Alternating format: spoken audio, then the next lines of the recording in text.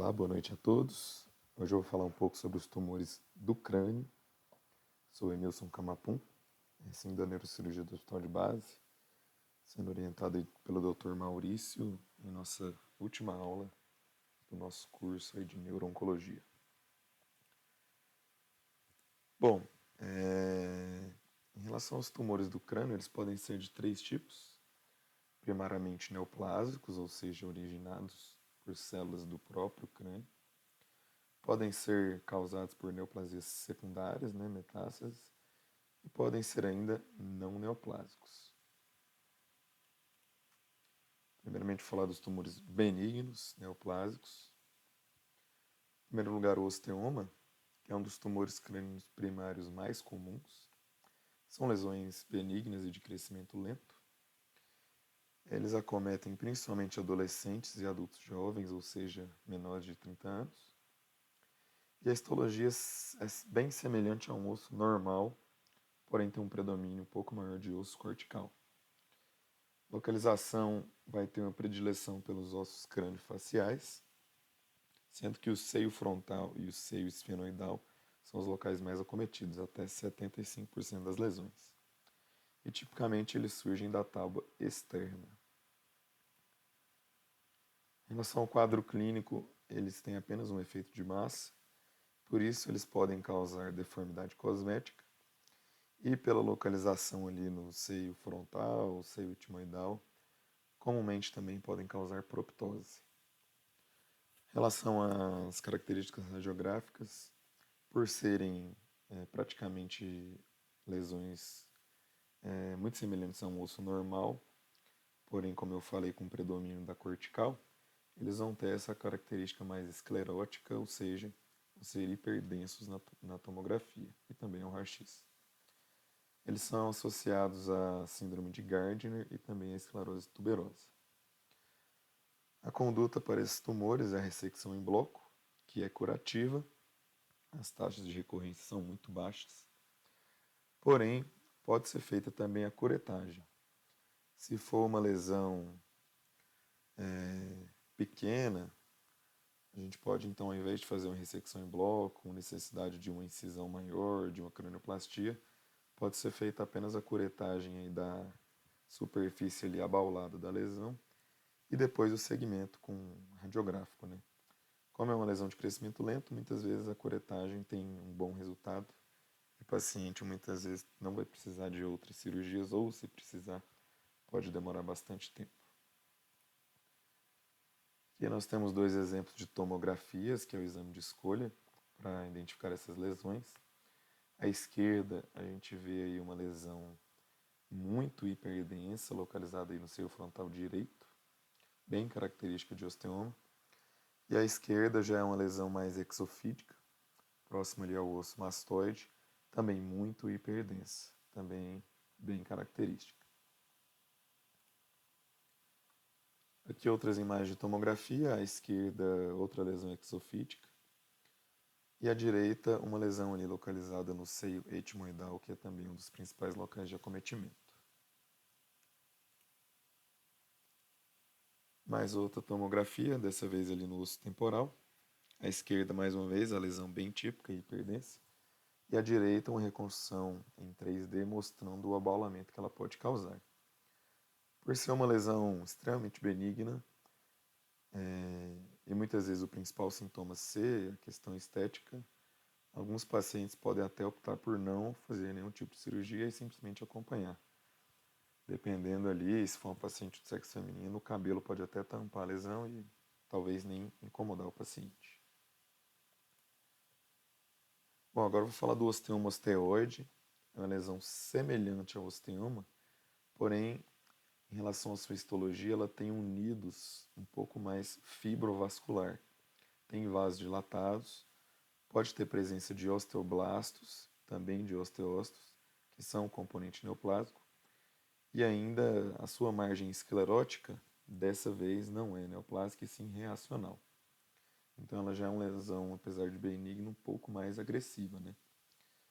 A epidemiologia também é de adolescentes e adultos jovens.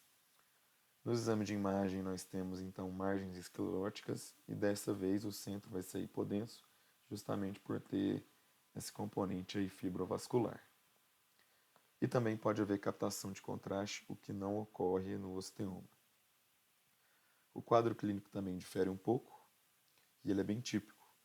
O paciente vai apresentar, além daquele abaulamento, dor e edema local, que pioram à noite e caracteristicamente melhoram com o uso de anti-inflamatórios.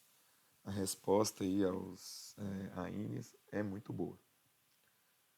Além disso, também podem ter efeito de massa, levando a proptose e deformidade cosmética. Nesse caso, o que já é mais indicado é a ressecção, que deve ser em bloco justamente para evitar a recorrência, que também, nesse caso, em relação ao osteoma simples, é maior. Bom, já o osteoblastoma segue aí na mesma linha das outras duas lesões, sendo ainda um pouco mais agressiva. Previamente eram chamados de osteoma osteoides gigantes. É uma lesão que ela é histologicamente similar ao osteoma osteoide, porém tem um predomínio maior de osteoblastos grandes e de característica epitelioide. Essa lesão, então, ela até a sua caracterização varia assim, de autor para autor. Alguns colocam como benigna, outros já podem pontuar que ela tem um comportamento mais maligno. E o quadro clínico é semelhante ao do osteoma osteoide. Vai ter aí dor local, abaulamento, deformidade cosmética, principalmente com aquela característica de piorar à noite, né, a dor, porém eles são menos responsivos aos anti-inflamatórios. Na tomografia, tipicamente, eles vão ser lesões maiores, né, por seu caráter mais agressivo. Alguns autores colocam um corte de 2 centímetros. São predominantemente líticas e tem um halo também esclerótico. O tratamento aí, a gente vai primar pela ressecção completa em bloco, de forma mais rigorosa. E a recorrência ela é de 10% se tiver ressecção parcial. Na tomografia, a gente vê já de cara uma lesão com características mais agressivas, né? O tamanho dela, geralmente, ao diagnóstico já é maior. Ela tem um componente aí de partes moles, né? Formado pelos osteoblastos. E as margens escleróticas são mais finas. Nesse caso, à esquerda, a lesão ela chega a invadir ali a componente intracraniano e causar compressão cerebral. Então, realmente, vai ser uma lesão bem mais sintomática. A direita já é uma lesão mais exofítica, porém com as mesmas características. Aqui outra imagem de um osteoblastoma. Na primeira imagem ali à esquerda, um A, a gente vê novamente uma lesão com componente osteolítico, porém com margens escleróticas, que ela passa da tábua externa para a tábua interna, chegando aí a comprimir o encéfalo. Nas outras imagens foi um segmento com ressonância. A gente observa um crescimento dessa lesão e também com características agressivas, né? Porém, na última imagem 1D, a gente consegue perceber que essa lesão dificilmente ela invade realmente ali o cérebro. Geralmente ela é encapsulada ali de certa forma pela própria dura mater. Aqui já são imagens pré-operatórias e pós-operatórias. Na primeira linha são as imagens pré. Novamente uma lesão osteolítica com algumas margens escleróticas, uma lesão bem volumosa com compressão do compartimento intracraniano e uma captação importante de contraste, inclusive vista ali na angiorressonância venosa, né? E embaixo foi feita uma ressecção completa, e a gente vê aí realmente o autor aí conseguiu um gross total resection, que é o ideal para esses casos. Bom, agora o hemangioma, que é outra lesão benigna, cujo predomínio acontece em mulheres. E a histologia é caracterizada por canais sinusoidais de células endoteliais achatadas, permeadas aí entre trabéculas ósseas. Essas trabéculas são formadas pelo remodelamento osteoclástico. Esse hemangioma do crânio ele é bem parecido com aquele que a gente vê na coluna. E por isso, na tomografia, ele tem um aspecto de raios de sol, em sunburst, ou em favo de mel, que é o honeycomb. Este, por sua vez, é aquele aspecto bem característico que a gente vê nos hemangiomas do corpo vertebral. Caracteristicamente, ele vai preservar a tábua interna e vai ter uma captação intensa de contraste. O quadro clínico é brando, geralmente observa-se apenas um abalamento local, e a conduta é a ressecção em bloco apenas se houver um crescimento ou se ele for sintomático. Nessa imagem à esquerda, uma tomografia em corte axial, em janela óssea.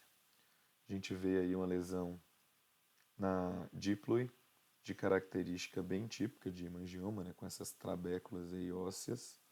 E o mesmo paciente já no corte axial, a gente vê claramente essas trabéculas formando aí o aspecto em favo de mel. Mais imagem de tomografia em corte coronal, janela óssea. Novamente, uma lesão aí na díploe, com essas características aí trabecular e de favo de mel. Aqui é outra lesão, essa imagem eu retirei do Humans, que mostra já uma imagem de ressonância, evidenciando a captação intensa de contraste, uma lesão novamente na díploe com as mesmas características, e nesse caso, devido ao crescimento, foi feita uma ressecção em bloco. Nas duas imagens aí abaixo a gente vê a peça, ressecção em bloco com margens, a gente vê realmente aí uma lesão de características vasculares até pela sua coloração. Bom, ainda sobre os tumores benignos, vamos falar um pouco de tumores embrionários, que foram até melhores abordados em outra aula, né, de cistos de inclusão. Esses tumores são raros na calota craniana. Só para a gente lembrar suas características radiográficas, os cistos epidermoides, então, caracteristicamente vão ter restrição à difusão e são hiperintensos em T2. Já os cistos dermoides, eles vão se concentrar principalmente na linha média, são hipodensos, né, perdão, ali uma correção da tomografia, e são hiperintensos em T1, pelo seu componente de gordura, e em T2. O tratamento para os dois é ressecção em bloco. Aqui uma imagem de cisto epidermoide, só para a gente frisar, que é uma lesão lítica na calota craniana que restringe a difusão na ressonância. Já nessa outra imagem, um cisto dermoide, uma lesão mais hipodensa. E, nesse caso, ela está na linha média, também é uma característica dos cistos dermoides. Bom, o condroma, por sua vez, é mais uma das lesões benignas, porém, que tem origem aí cartilaginosa, né, como diz o seu nome. Então, na sua histologia, a gente vai encontrar osso lamelar e condrócitos. Em relação à imagem, vão ser lesões lobuladas, hiperdensas, justamente por essa característica óssea mista, com calcificações em pipoca. E vão ter um realce intenso pelo contraste. Elas são localizadas principalmente na base do crânio e no osso esfenoide, que é o principal localização onde a gente encontra condrócitos, né? Lembrando que a única articulação verdadeira do crânio é entre o esfenoide e o osso occipital, ali no clivus. Ali é onde a gente vai ter principalmente a presença de condrócitos. E o quadro clínico, devido à localização, vai se dar principalmente o acometimento de nervos cranianos. E a conduta é ressecção em bloco, se possível, porque sabemos que lesões assim invasivas da base do crânio muitas vezes não são factíveis de serem ressecadas de forma completa. Nesse caso aqui a gente vê um condroma de grande volume localizado aí no osso esfenoide, também ali na transição com clivus. A gente vê que é uma lesão lobulada com essas calcificações em pipoca. Na ressonância ela tem novamente um aspecto heterogêneo e tem ainda captação por contraste. Aqui uma imagem da histologia só para frisar a presença de células com núcleo pequeno, sem atipia, sem mitose, ou seja, uma lesão benigna, porém pode ser localmente agressiva. E esse fundo aí eosinofílico que é bem característico do tecido cartilaginoso. Bom, em relação ao tumor de células gigantes, é outra lesão benigna, porém localmente muito agressivos. Em sua histologia vão ser lesões hipervasculares, com a presença de células gigantes multinucleadas, que, conforme estudos mais recentes indicam, são reacionais, e células estromais fusiformes, que provavelmente são as verdadeiras células neoplásicas.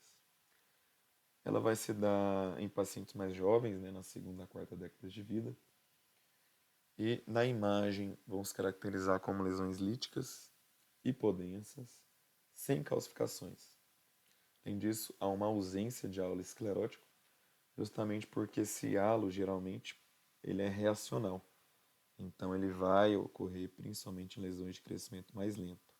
Nesse caso, como são lesões muito agressivas, como se não desse tempo de formar o halo esclerótico reacional. Além disso, a gente tem um realce intenso pelo contraste. O local principal de acometimento é a base do crânio, e a conduta é a ressecção em bloco, que nem sempre é factível, né, justamente pela sua localização. Por isso, a radioterapia pode ser associada nos casos de ressecção subtotal, e o tratamento medicamentoso, no passado, era feito com zometa, mas de forma relativamente recente, foi desenvolvido um anticorpo monoclonal contra o rank ligante, que é o denosumab, que tem tido bons resultados aí na literatura. Aqui a gente tem um TCG da base do crânio. Na primeira imagem ali, a tomografia em corte axial de partes moles, a gente vê uma lesão lítica, hipodensa. Nas imagens seguintes, a gente já está na janela óssea, no corte sagital e coronal. Novamente, a gente vê a extensão ali na base do crânio da lesão, caracterizando a lesão aí praticamente irressecável, né? Nas outras imagens de ressonância, a gente vê característica de ser uma lesão hipointensa em T1 e em T2. Aqui é um caso de um artigo de um TCG também da base do crânio, na região ali, transição entre o esfenoide e o clivos, no qual, pela característica de ser uma lesão irressecável, foi feito o tratamento clínico com o denosumab. Na primeira coluna ali, as imagens 1 e 2, a gente vê a lesão ao diagnóstico. A gente percebe que é uma lesão lítica na base do crânio, extensa. Na imagem B, após 6 meses de terapia, houve uma regressão da lesão e ainda uma neoformação óssea no local onde havia lesão, mostrando boa resposta. Porém, houve uma recorrência, que é na terceira coluna, novamente um crescimento da lesão. E por fim, na última coluna, foi reiniciado o tratamento e novamente conseguiu-se um bom controle da lesão até 17 meses de follow-up, mostrando que o denosumab é um tratamento medicamentoso útil para tratar essas lesões, principalmente quando são irressecáveis. Bom, agora o cisto ósseo aneurismático é uma lesão benigna, não neoplásica, de causa desconhecida, que a maioria aí dos livros coloca no mesmo lugar aí, no mesmo, digamos assim, capítulo ou subcapítulo das lesões benignas, porque é um diagnóstico diferencial na imagem com essas outras lesões que eu falei, principalmente com o TCG. Em sua histologia, observa-se uma lesão lítica, repleta de lagos hemorrágicos, sem endotélio. E essas hemorragias muitas vezes estão em diferentes fases. E, além disso, observa-se também células gigantes multinucleadas. Na imagem, a principal característica, além da gente ver essa lesão lítica com esses lagos hemorrágicos, é a formação de nível líquido. Como a lesão forma hemorragias ali enclausuradas, o sangue ele passa por degradação em diferentes tempos e por isso a gente tem formação desses níveis líquidos. O quadro clínico é principalmente abaulamento local e a conduta vai ser a ressecção em bloco, sendo que a embolização pré-operatória pode ser útil.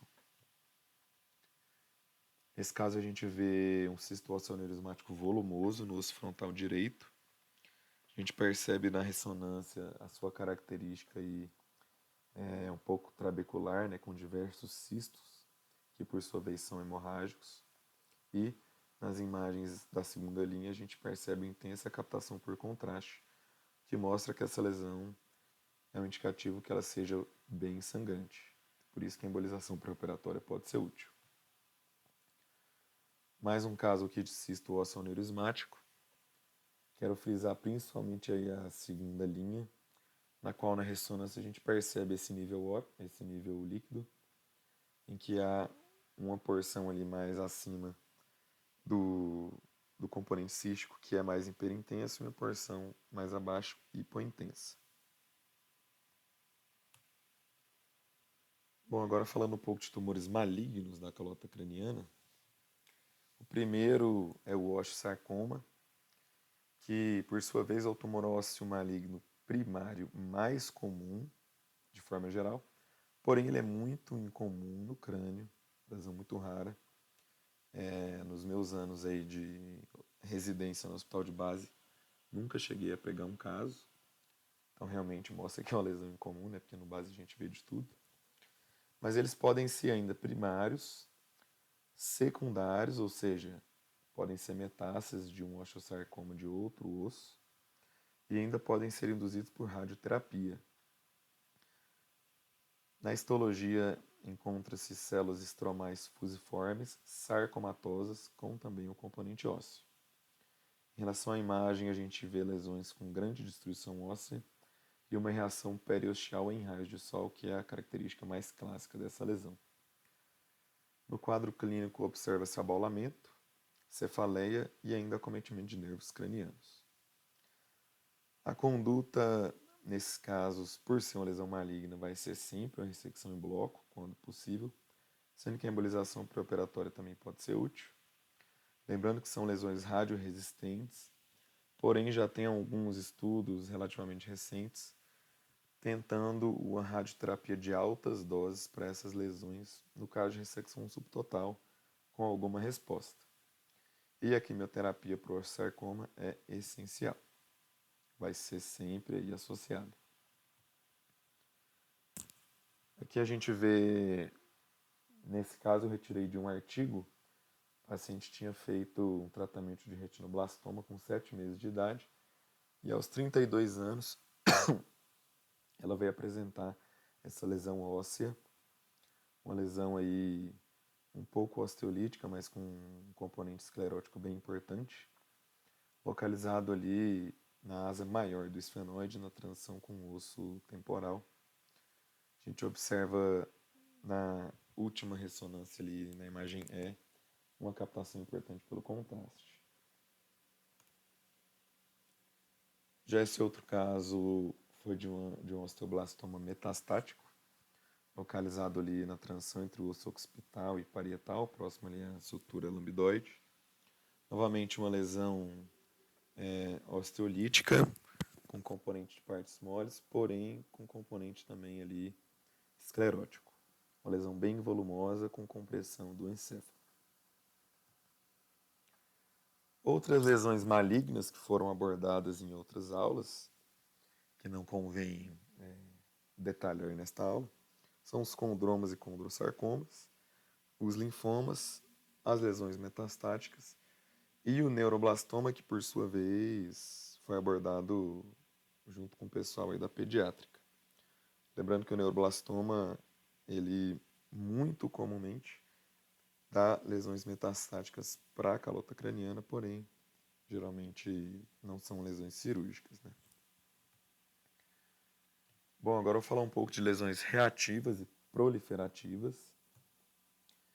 Em primeiro lugar, a doença de Paget, ou a osteitis deformans. É uma lesão caracterizada por neoformação óssea em uma matriz frouxa medular. Em relação à imagem, são lesões geralmente bilaterais e simétricas, lesões líticas, mas elas podem ter características escleróticas ou mistas. E a principal característica que a gente vê na imagem é o alargamento da espessura óssea, porém com enfraquecimento estrutural. Por isso, essas lesões, quando localizadas na base do crânio, podem levar a platibasia e invaginação basilar. Em relação à epidemiologia, caracteristicamente são lesões que aumentam a sua prevalência com a idade, então vão ser mais comuns nos idosos. E a conduta raramente é cirúrgica, o tratamento é clínico com bisfosfonatos e calcitonina. Aqui a gente vê uma sequência de imagens de doença de Paget. Na primeira imagem tem uma radiografia, onde o diagnóstico já é bem claro, principalmente pela essa característica de espessamento da calota craniana. Na segunda imagem, novamente em tomografia, já um corte axial e janela óssea. Novamente a gente vê esse espessamento com, nesse caso aí, um predomínio lítico. Na terceira imagem já é uma lesão com predomínio esclerótico, mas novamente com esse alargamento. E na terceira imagem já é mostrando aí um acometimento mais na base do crânio. Bom, já o granuloma eosinofílico também é uma lesão proliferativa ou reacional. Ela é caracterizada por uma proliferação clonal de células tiocíticas S100 positivas em clusters, associadas às células inflamatórias eosinofílicas. Elas coram para o CD1, que é um importante marcador para o diagnóstico. A epidemiologia vai estar principalmente em crianças e adolescentes. Essa patologia já foi abordada também diversas vezes aí nas aulas do pessoal da pediátrica. Na imagem a gente vai ver uma lesão lítica em saca-bocado, que também é uma lesão muito característica. Ela pode ser solitária ou em múltiplos órgãos, e aí vai levar o nome de histiocytosis X, que é uma síndrome.